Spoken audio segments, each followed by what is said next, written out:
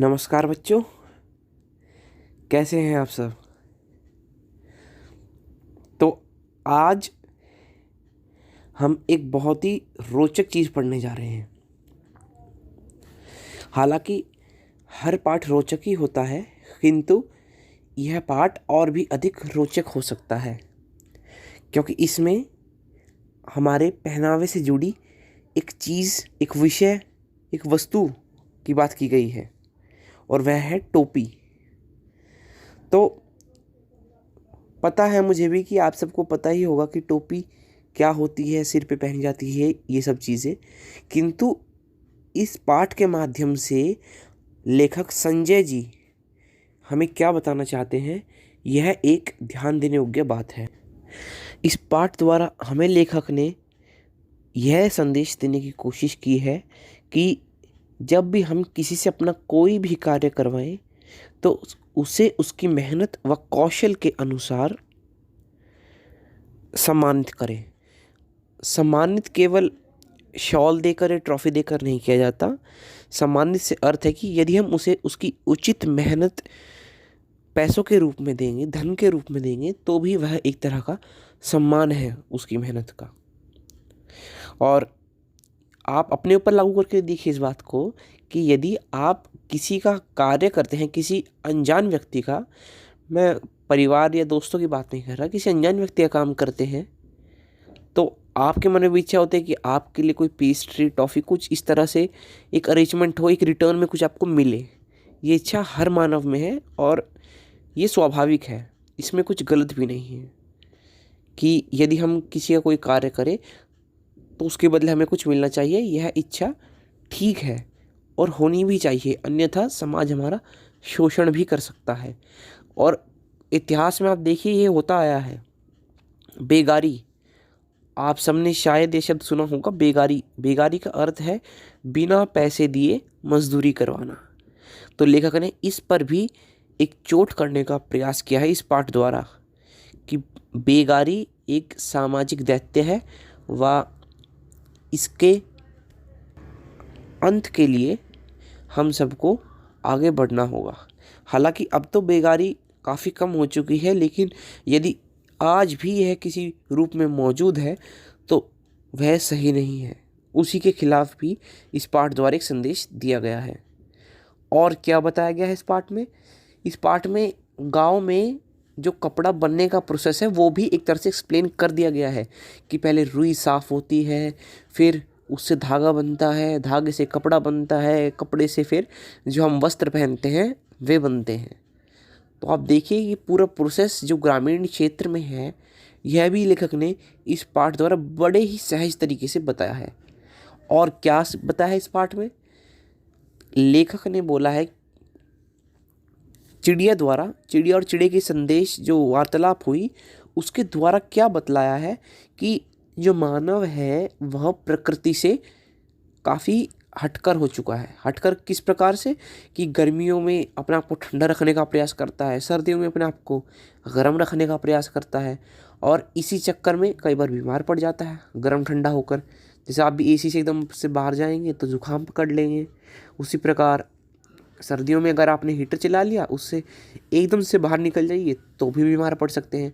तो ये जो कृत्रिम कृत्रिम मतलब आर्टिफिशियल जो चीज़ों का चलन बढ़ गया है मानव सभ्यता में, इसके खिलाफ भी एक संदेश देने का प्रयास है। लेकिन जो मूल तत्व है, जो मेन थीम है इस पाठ की, वो इसी बात पर जोर देती है कि यदि हम किसी से कोई काम करवाए तो उसका धन दे, और यदि हम किसी काम करें तो उसका मूल्य ज़रूरी नहीं कि पैसों में ही ले, किसी और रूप में हमें लेना चाहिए, अन्यथा समाज हमारा शोषण करना आरंभ कर देगा। तो आइए, ये थीम थी इस पाठ की। अब पाठ की ओर चलते हैं कि क्या हो रहा है पाठ में। तो पाठ एक गौरैया और एक गौरे के संवाद से शुरू होता है। जो मैंने चिड़िया और चिड़ा बोला, एक खास प्रकार की चिड़िया ही होती है गौरैया, शायद आपने देखी भी होगी गौरैया। तो गौरैया और गौरा साथ साथ रहते थे, वह साथ ही घोंसले से बाहर जाते, वह साथ ही वापस आते थे। तो एक दिन की बात है, गौरैया गौरे से कहती है कि देखो इन मानवों ने कितने अच्छे कपड़े पहने हैं, रंग बिरंगे कपड़े पहने हैं। तो इसके जवाब में गौरा कहता है कि क्या इनके कपड़ों को देखती हो, यह भी तो देखो कि ये किस प्रकार अब प्रकृति से हट चुके हैं। गर्मियों में गर्म रहने के लिए प्रयत्न करते हैं, सर्दियों में ठंडा रहने के लिए प्रयत्न करते हैं। अटपटा लगा आपको?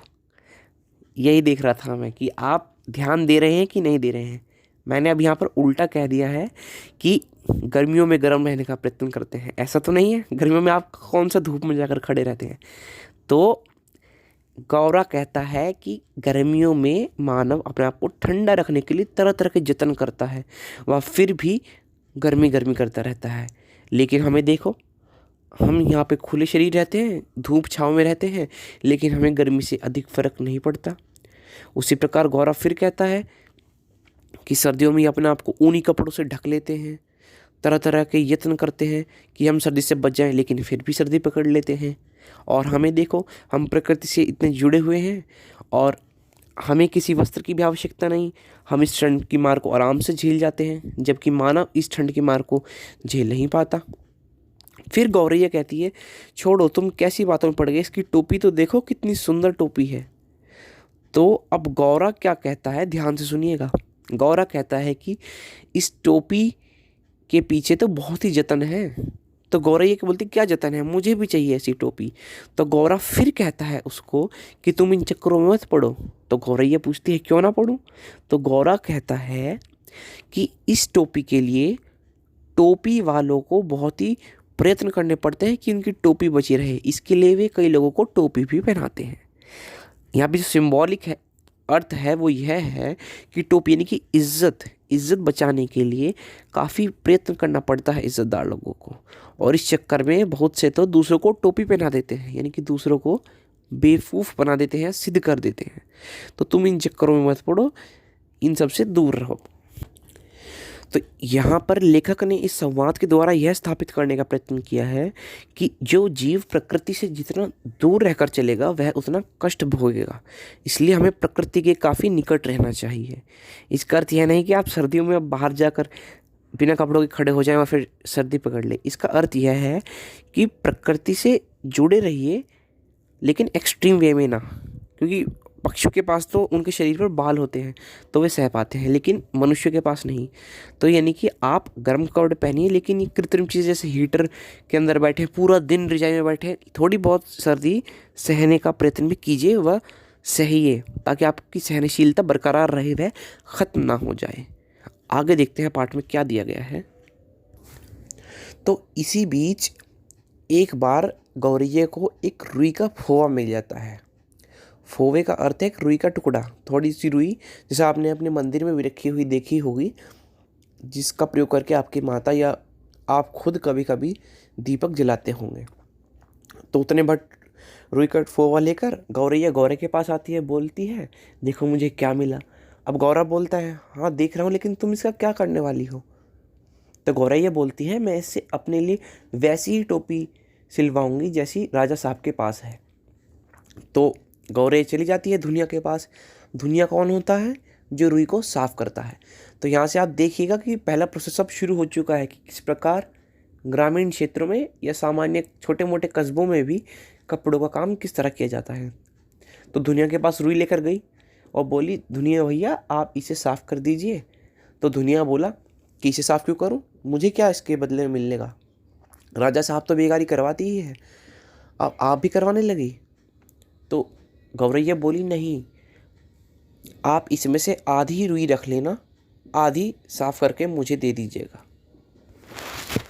तो धुनिया मान जाता है, वह उसकी रुई साफ करके उसको दे देता है। तो गौरैया अब अगले स्टेप पर चली, अगले कारीगर के पास। वह गई एक कौरी के पास। अब कौरी क्या करता है?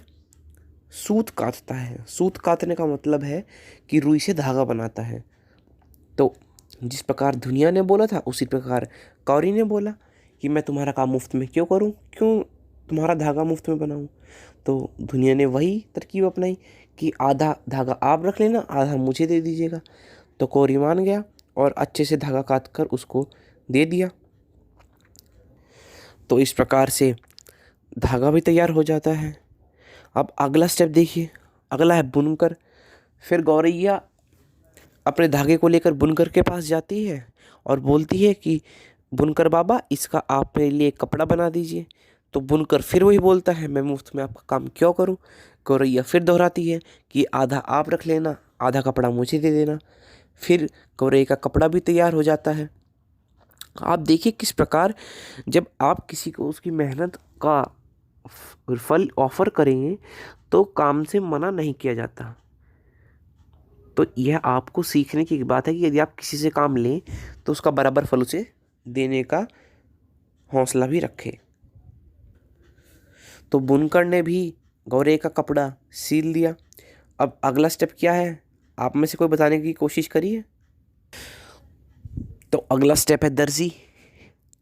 तो गौरैया दर्जी के पास जाती है और बोलती है, दर्जी आप मेरे लिए एक टोपी सील लीजिए, मैं कपड़ा लेकर आई हूँ। तो दर्जी फिर बोलता है, मैं मुफ्त में आपका काम क्यों करूँ। हालांकि राजा के लिए भी मुफ्त में कार्य करते थे, किंतु गौरैया को मना कर पा रहे थे क्योंकि राजा के सामने वे कुछ बोल नहीं पाते थे।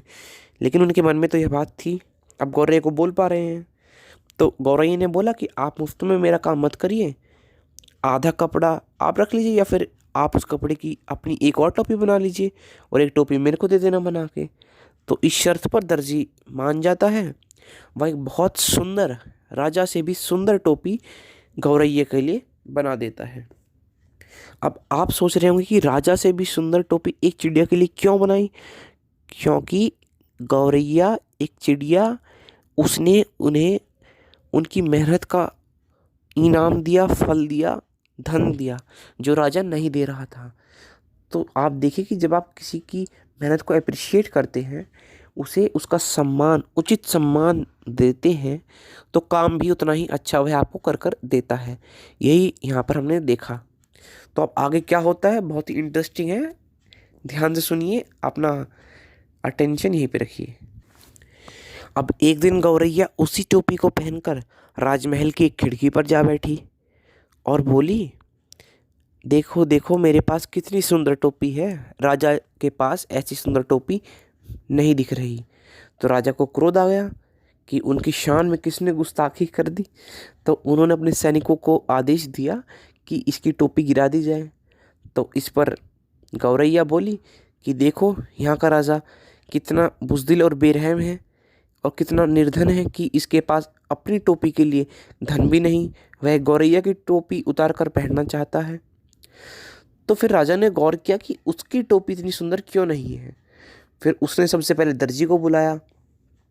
तो दर्जी ने उत्तर दिया कि मेरी कोई गलती नहीं हुजूर, मेरे पास जो कपड़ा आया था बुनकर वो बहुत अच्छी क्वालिटी का था, बहुत अच्छा कपड़ा था, इस वजह से टोपी अच्छी सील दी गई इस गौरैया की। फिर राजा ने बुनकर को बुलाया। बुनकर ने बोला कि मुझे तो बहुत अच्छा धागा मिला था। फिर राजा ने कौरी को बुलाया। फिर कौरी ने बोला कि मेरी खता नहीं है, रुई बहुत अच्छी साफ होकर आई। फिर उसके बाद राजा ने आखिर में दुनिया को बुलाया। तो दुनिया बोला कि राजा, मैं आपको सच बता दूंगा लेकिन आप मुझे माफ़ कर देना, मुझे मारना मत। तो राजा बोला ठीक है, बता दो। तो दुनिया बोला कि असली बात यह है कि गौरैया ने मुझे मेरी मेहनत के लिए इनाम दिया, आधी रुई मुझे रखने के लिए दे दी, जबकि आप मुझसे काम मुफ्त में करवाते थे। तो इसी कारण इनका काम अच्छा हो पाया और आपका काम इतना अच्छा नहीं हो पाया, मुझे क्षमा कर दीजिए। तो राजा की आंखें खुल गई कि वह यह क्या कर रहा था। वह उन कारीगरों को उनकी मेहनत का फल देता ही नहीं था, जिस वजह से मन से कोई भी अपना कार्य करता ही नहीं था, और जो एंड प्रोडक्ट होता था, जो आखिर में वस्त्र होकर तैयार आते थे, वे इतनी अच्छी क्वालिटी के नहीं होते थे। उसकी आंखें खुल गई और उस दिन से उसने निश्चय किया कि वह सबको उनकी मेहनत का फल भी ज़रूर देगा। तो इस कहानी से हमें यही संदेश मूल तत्व में मिला कि हमें हर एक की मेहनत को अप्रिशिएट करना चाहिए, वह से उसकी मेहनत का फल भी अवश्य ही देना चाहिए, भले धन के रूप में या किसी और रूप में। और यहाँ पर एक बात हमने और देखी कि गांव में किस प्रकार से कपड़े बनाए जाते हैं, उनमें क्या क्या प्रोसेस, क्या क्या स्टेजेस होते हैं। आप चाहे तो घर पर जाकर अपने माता पिता या दादा दादी जो गांव में रहे हों उनसे भी इस बारे में पूछकर अपनी क्यूरियोसिटी, अपनी उत्सुकता को पूर्ण कर सकते हैं। तो उम्मीद है कि आपने भी इस पाठ से बहुत कुछ सीखा होगा व आप भी किसी की मेहनत ऐसे व्यर्थ नहीं लेंगे, किसी को बेकार नहीं बनाएंगे। भले ही छोटे से छोटे रूप में आप उनको ज़रूर अप्रिशिएट व सम्मानित करेंगे। और एक छोटा सा टास्क मैं आपको देना चाहूँगा यहाँ पर कि आप घर जाकर देखना, मतलब घर जाएंगे यहाँ से कक्षा से, घर पे तो आजकल है ही आप सब, मेरा अर्थ है कि जब कक्षा से आप बाहर जाएंगे तो आसपास देखिएगा, ज़रा गली में घूमिएगा, मास्क लगा कर निकलिएगा और देखिए आसपास की किस किस की मेहनत हो रही है और क्या वो अप्रिशिएटेड है, क्या वो सम्मानित हो रही है। अगर सम्मानित है, अगर उसका धन दिया भी जा रहा है तो क्या वह पूर्ण रूप से दिया जा रहा है, आप कैसे नोटिस करेंगे। जैसे कि आप एक छोले भटूरे के ठेले पे चले गए और वहाँ पर देखिए कि एक बर्तन साफ़ करने वाला एक लड़का रहता है सामान्यतः, उससे ज़रा पूछने की कोशिश कीजिए, क्योंकि वो आप ही की एज का होता है। ये दुर्भाग्य है देश का कि वह बर्तन साफ़ कर रहा है, लेकिन फिर भी जो सच्चाई है वह तो है। उससे ज़रा पूछ के देखिएगा कि क्या वो बर्तन धोने के बदले में उसे कुछ मिलता भी है खाने के अलावा, क्या उसे कुछ धन मिलता है, क्या उसे वह उचित सम्मान मिलता है जो उसे मिलना चाहिए अपने कार्य करने के लिए। तो आप ये पूछने का प्रयत्न कीजिए और आपस में डिस्कस कीजिए कि ये तो मैंने एग्जांपल लेके छोले भटूरे का ठेला, आप कहीं और भी किसी और से भी पूछ सकते हैं। एक रिक्शा पुलिस से पूछ सकते हैं। रिक्शा पुलिस से तो खैर क्या पूछेंगे, क्योंकि हाँ पूछ सकते हैं उनसे भी, क्योंकि वे भी किराया तो लेते ही हैं। आजकल तो रिक्शा कम, ई रिक्शा ज़्यादा हो गई है, लेकिन फिर भी आपको रिक्शा पुलर दिख ही जाएंगे जिनके रेट फिक्स नहीं होते। ई रिक्शा का तो फिक्स है 10 रुपये सवारी, आप सबने देखा ही होगा, लेकिन जो रिक्शा पुलर होता है उनका रेट फिक्स नहीं होता। उनसे पूछ के देखिएगा कि क्या जो वे मेहनत करते हैं अपने यात्री को खींचने की, उन्हें उसका सही मूल्य मिलता है। तो ये आप छोटी सी एक्टिविटी ज़रूर करिएगा। ये प्रैक्टिकल आप करेंगे जब चलेगा आपको पता कि मेहनत जब सम्मानित नहीं होती तो कैसा महसूस होता है, क्योंकि वे आपको इस तरह से उत्तर देंगे कि आपको स्वयं ही चल जाएगा पता कि मेहनत जब सम्मानित ना हो तो कैसा लगता है। तो ठीक है, अब यहीं पर हम विराम देते हैं और सुरक्षित रहिए और ठंड से भी बचकर रहिए आजकल। अब गौरे के बहकावे में ज़्यादा ना आना कि सहनशील बनने निकले बाहर बिना कपड़ों के, कम कपड़े पहनकर निकले और ठंड ही पकड़ ली। वो प्रकृति से थोड़ा जुड़े रहिए और कुछ नहीं है। धन्यवाद।